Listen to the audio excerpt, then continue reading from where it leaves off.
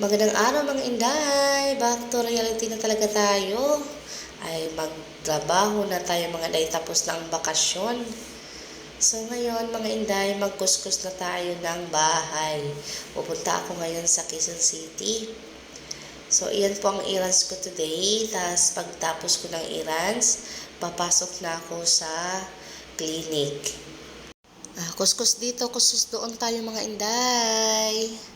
Kung gusto nating magbakasyon ulit ay magpasok na tayo sa ating mga alkansya.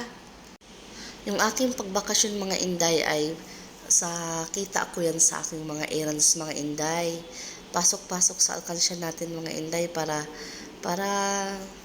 makabakasyon tayo ng bonggang-bongga. Yung mga inday, pangalawang kwarto ko na yan. So next kong gagawin ay magagawa ako ng cotton balls. So masyado talaga madumi yan mga inday. Ang kapal ng alikabok. So pagtapos ko dyan mga inday, papasok na ako sa clinic. So makiklinik na rin kami mga inday pagtapos ko maglinis ng bahay. So may isang nagtatanong sa akin mga inday, ay hindi naman daw talaga ako medical secretary, kundi katulong na lang.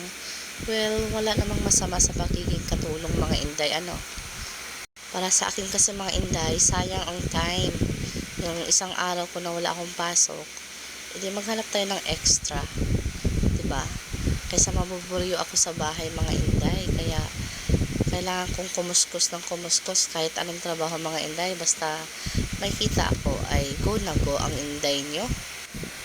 So, ito na pala ang finished product mga inday. Aran charan. Shimmering shining na siya. So next, ito na ang cotton balls ang nagawa ko. Tapos next kong gagawin ay ang CR. Tapos preparing na sa clinic para sa aming mga patient. So isa sa mga boss ko mga inday ay acupuncture. So yan ang aming clinic. So mabilis lang po natapos ang isang araw mga inday.